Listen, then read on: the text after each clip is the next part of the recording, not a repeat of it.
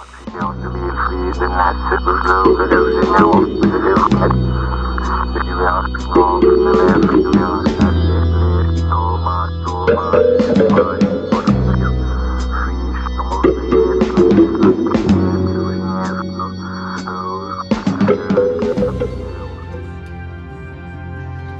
everyone, today we're going to be talking about the Overwatch beta, specifically Tracer.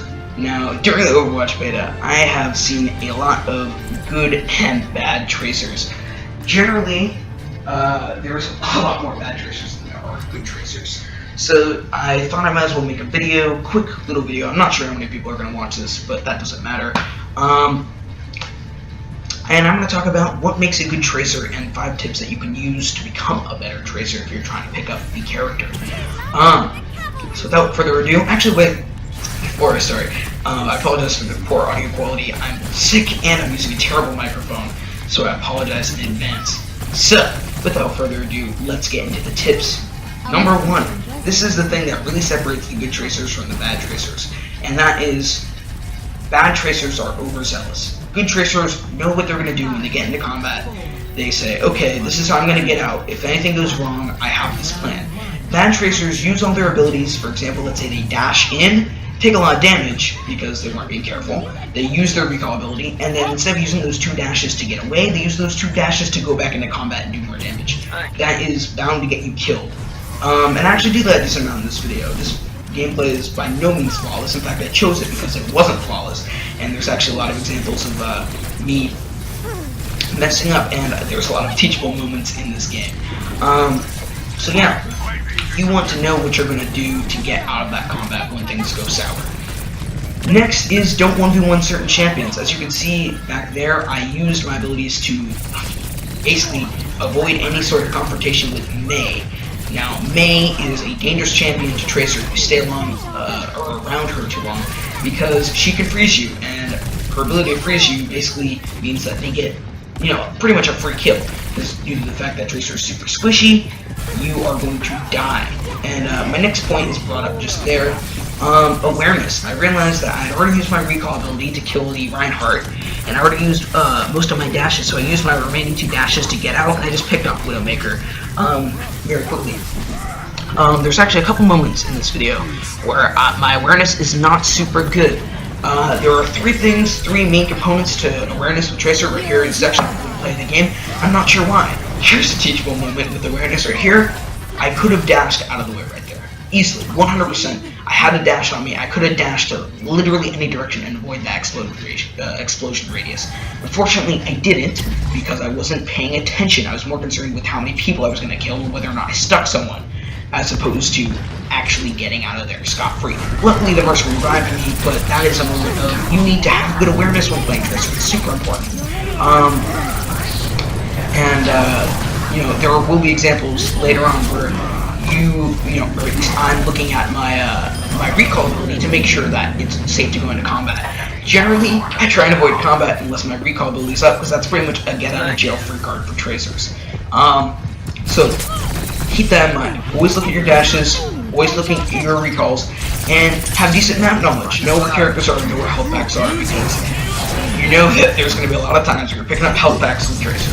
Because you know if you're going to have a full health bar, and when you do not have a full health bar, you're even more squishy than you do, or more squishy than you are normally. So, moving on to my next tip, which is right here. Don't be the target of enemy fire, but be the target of enemy focus. Now, to a lot of people, that's going to sound like an oxymoron.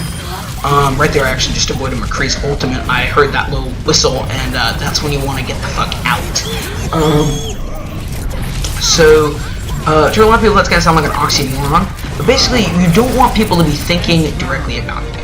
You want, for example, let's say you have a Widowmaker on the enemy team, you want them to know that you're around there and that you're a threat to them, but you don't want them to be shooting at you.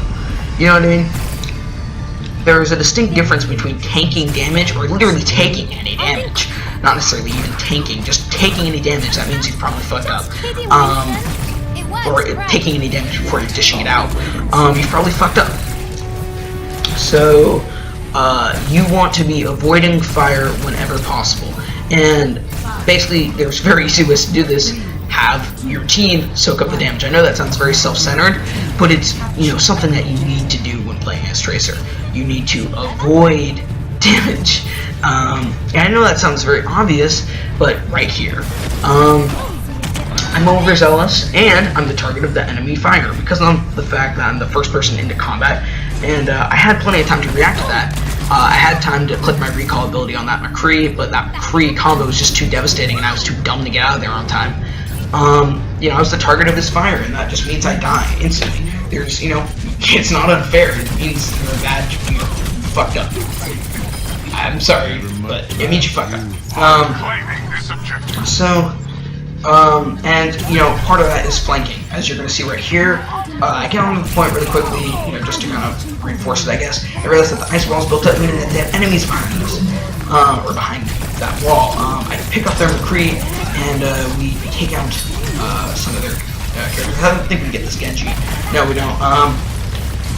As you can see, you want to be behind enemies, because here's the thing, unlike characters like Pharah or Junkrat, your combat animations aren't that noticeable. So, in general, the way in which you notice that a Tracer is on you is when your health bar is melting, because you won't see the bullets flying by you, in general, because her bullets are not the most catching animation that is in the game. They don't catch your eyes as easily as, you know, Bastions or, you know, things like that.